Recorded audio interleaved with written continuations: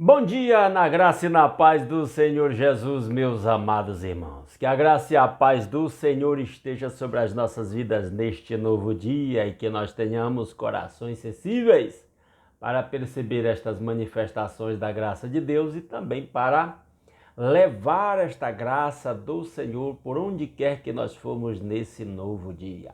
Amém? Vamos continuar a leitura da Bíblia e hoje Deuteronômio capítulo 8. Se você está com a sua Bíblia na mão aí, já abra e acompanhe a leitura da palavra de Deus. Que diz: tenha o cuidado de obedecer a toda lei que hoje ordeno a vocês, para que vocês vivam, multipliquem-se e tomem posse da terra que o Senhor prometeu com juramento aos seus antepassados. Tenham cuidado de obedecer. Será a palavra de Moisés para o povo de Israel. Qual é a palavra de Cristo para nós? Porque me chamais Senhor, Senhor, e não fazeis o que eu vos mando.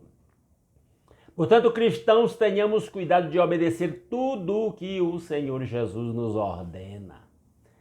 Essa é a nossa versão, a aplicação desta palavra para o nosso contexto. E ele diz que a obediência produz, Deus recompensa com multiplicação, tomar posse da terra, como o Senhor prometeu. E para nós, vida eterna no presente, reino de Deus no presente, vida eterna com Deus em toda a eternidade. Verso 2. Lembrem-se de como o Senhor, o seu Deus, os conduziu por todo o caminho no deserto durante estes 40 anos, para humilhá-los e pô-los à prova, a fim de conhecer as suas intenções, se iriam obedecer aos seus mandamentos ou não. Esse capítulo 8 de Deuteronômio ele é muito significativo, porque ele contradiz muita coisa que é dita por aí, de que Deus só abençoa, Deus só dá coisa que a gente gosta, e não é bem assim. Deus está dizendo que propositadamente conduziu o povo pelo deserto com o propósito de humilhá-los, pô-los à prova, a fim de conhecer as intenções, se eles iriam ser obedientes ao Senhor mesmo ou não. Na nossa peregrinação por este mundo, estamos sujeitos a provas do Senhor. Ele nos põe à prova, passamos por experiência para ver a sinceridade, a integridade do nosso coração. O apóstolo Paulo diz em Romanos capítulo 5, e Tiago diz, com pouca variação de palavras em Tiago capítulo 1, que a tribulação produz perseverança, a perseverança produz paciência, a paciência produz esperança, a esperança vai aperfeiçoando o nosso caráter. Depois sugiro que você leia Romanos capítulo 5. Então Deus usa lutas, adversidades, desafios desta vida para nos provar.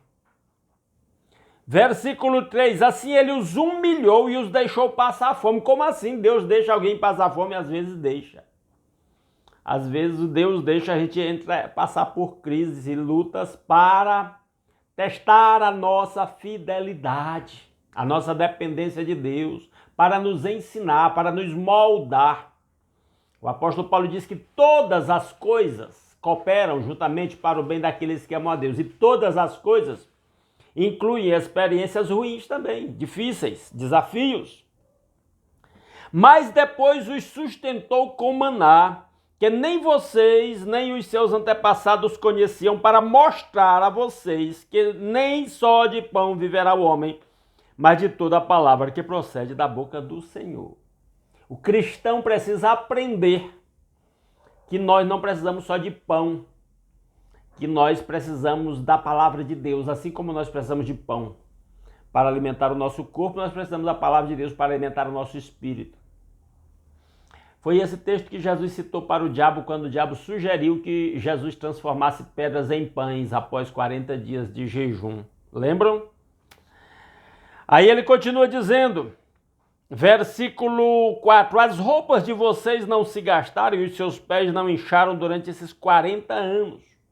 Uma maneira de Deus está dizendo, olha como eu cuidei de vocês.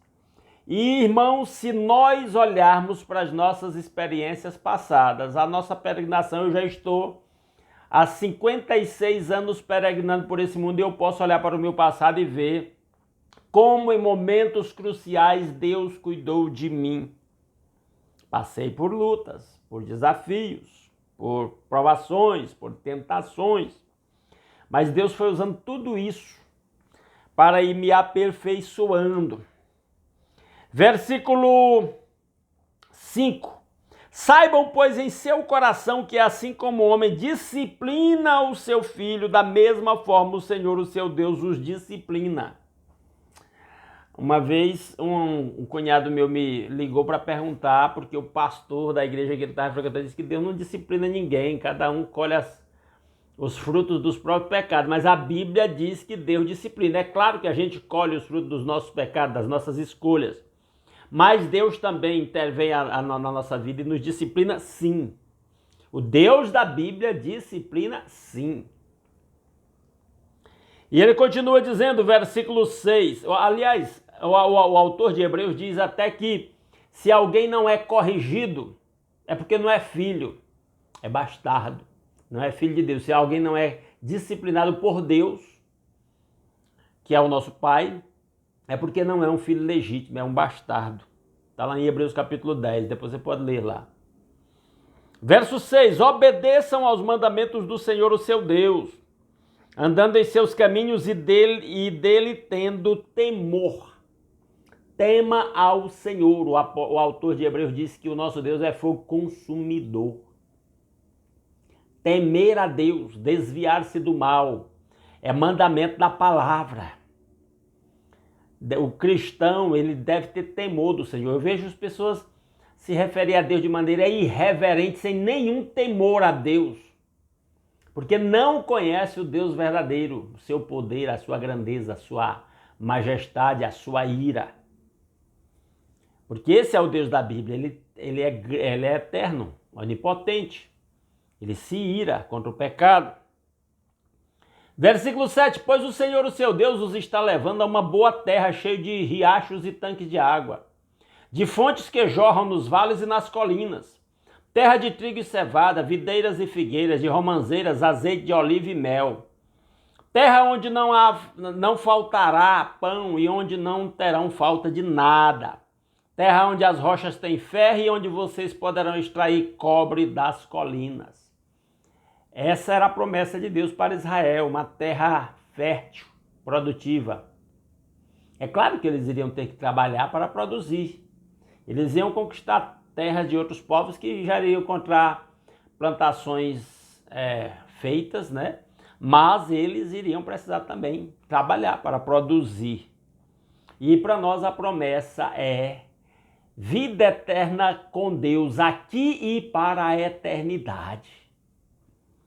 Verso 10, depois que tiverem comido até ficarem satisfeitos, louvem o Senhor, o seu Deus, pela boa terra que deu a vocês. O cristão reconhece as bênçãos de Deus e o louva, e o agradece.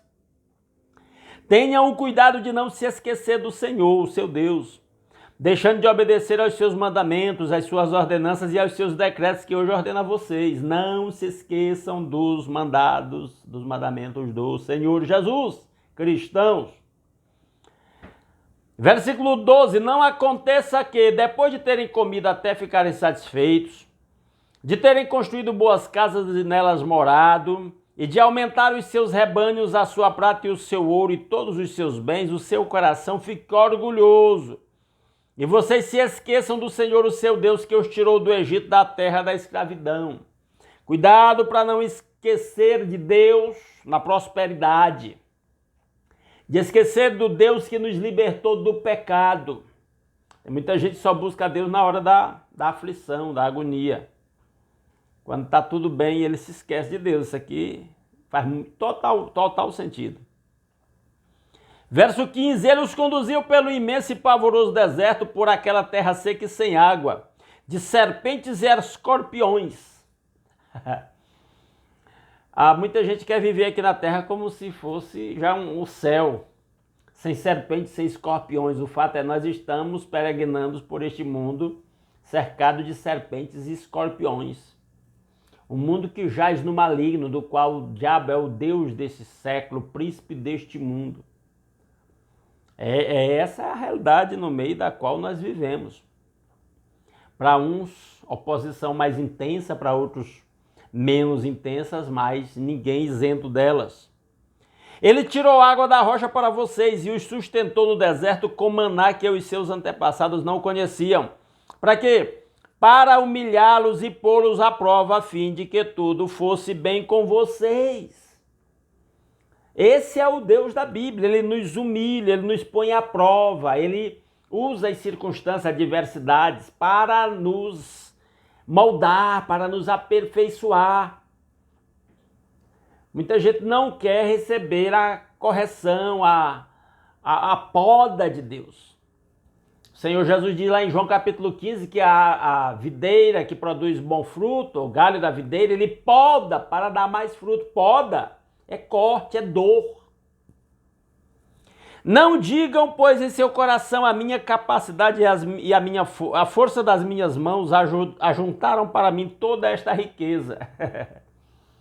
Às vezes nós somos tentados a pensar isso. Fui eu batalhei, eu lutei, eu carreguei, eu trabalhei, eu conquistei.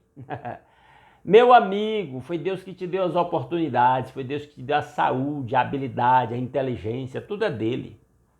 Para a glória dele, glorifique a Deus pelas suas conquistas, foi ele que lhe proporcionou tudo.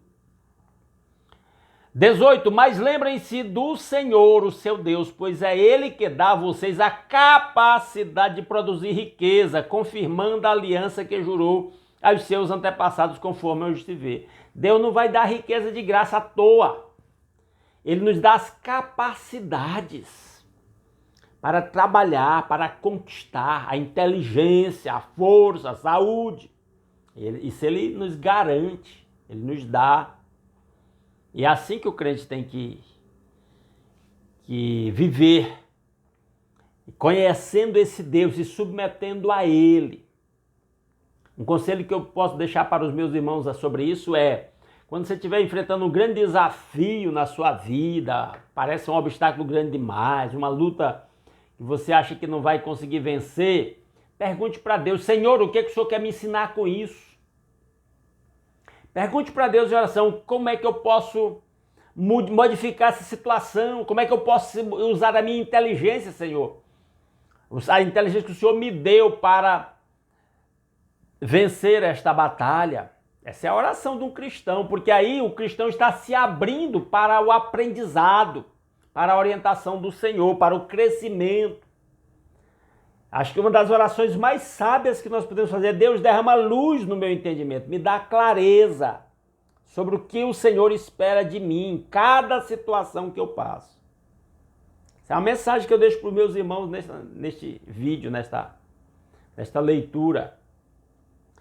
Ele diz, 19, mas se vocês se esquecerem de Javé, seu Deus, Javé porque Senhor aí está com letras maiúsculas, é o nome sagrado de Deus.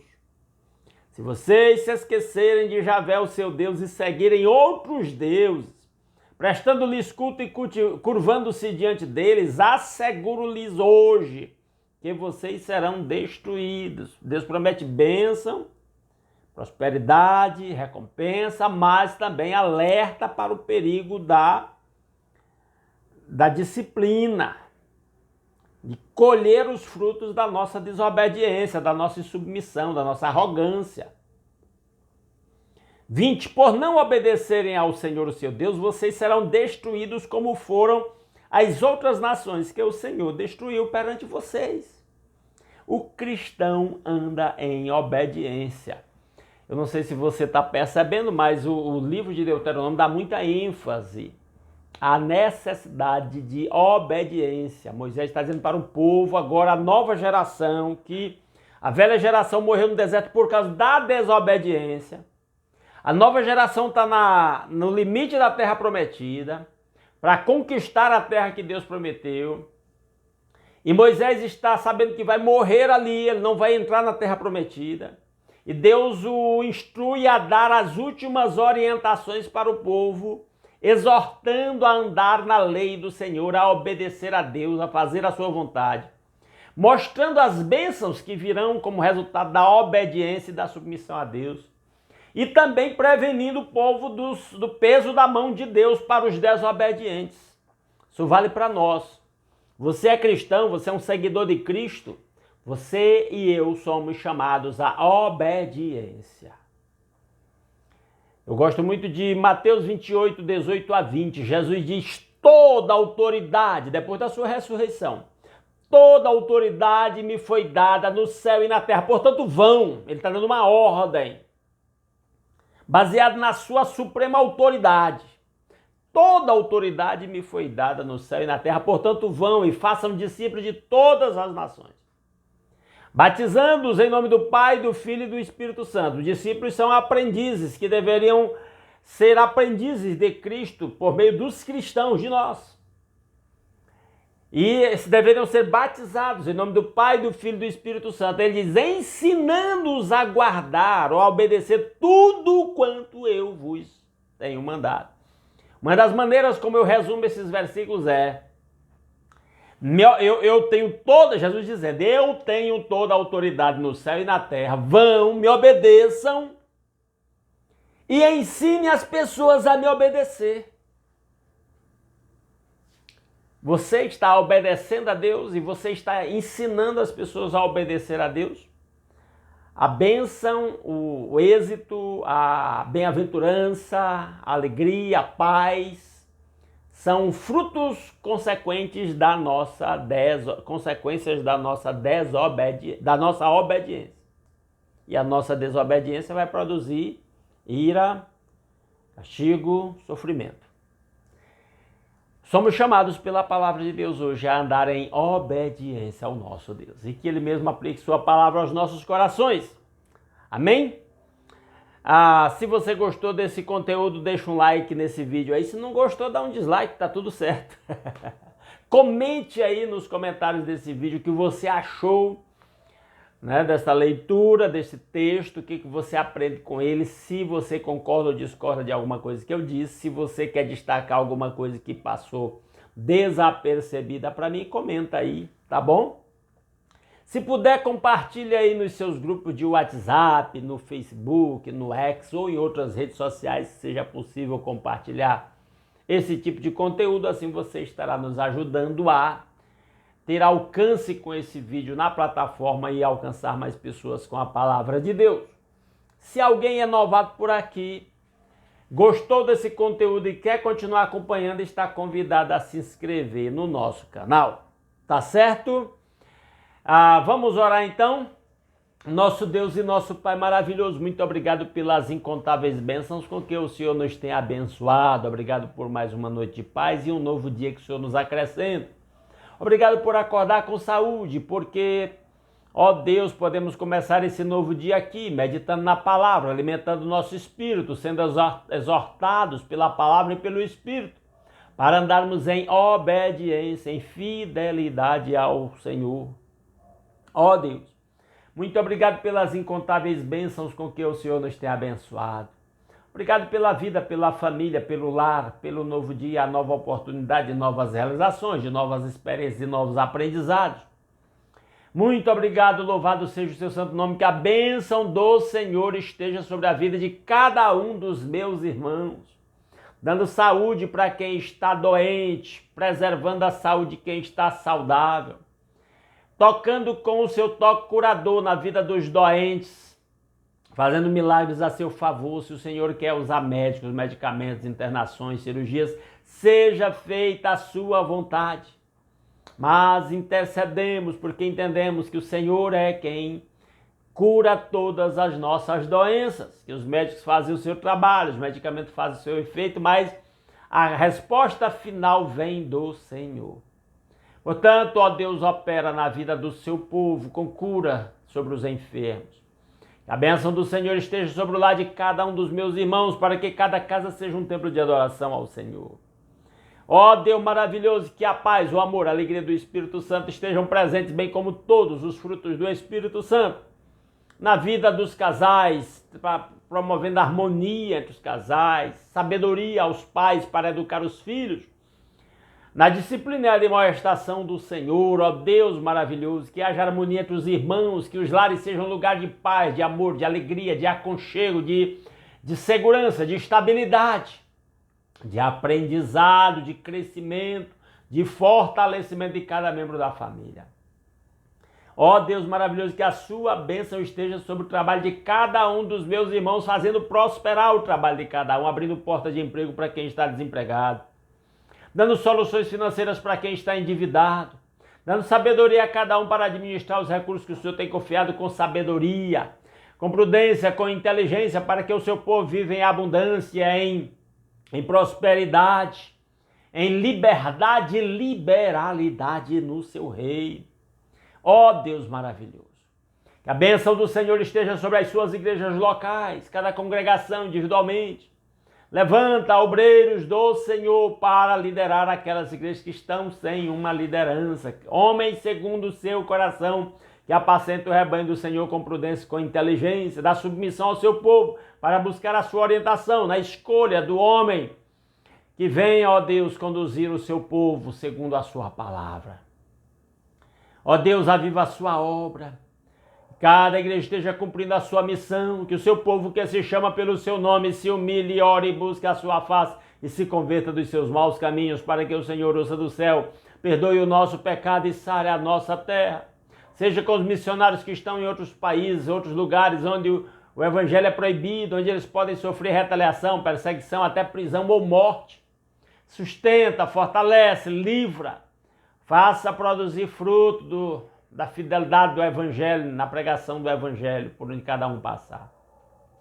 Ó Deus maravilhoso, todas essas bênçãos nós pedimos, confiados em Jesus Cristo nosso Senhor, a maior de todas as bênçãos, seu sacrifício na cruz no nosso lugar e o perdão dos nossos pecados, a sua graça ali revelada, o seu amor que nos alcançou e que nos reconciliou com o Senhor e que nos fez um só corpo em Cristo, que nos deu livre acesso à sua presença, louvado e exaltado seja o seu santo nome para todo sempre. Que a bênção do Senhor esteja sobre o seu povo nesse dia, para que sejamos instrumentos para levar a sua bênção por onde nós formos na vida de todos aqueles que cruzaram o nosso caminho. Para que em tudo o nome do Senhor seja glorificado por nosso intermédio. É a nossa petição que fazemos agradecidos, em nome de Jesus. Amém. Meus amados irmãos, mais uma vez, muitíssimo obrigado pela sua companhia. Esperamos que essa palavra tenha sido abençoadora para a sua vida. Se Deus quiser, amanhã às 5h30 da manhã estaremos aqui de volta para continuar a leitura da palavra de Deus. Fiquem todos na graça e na paz do Senhor Jesus Cristo.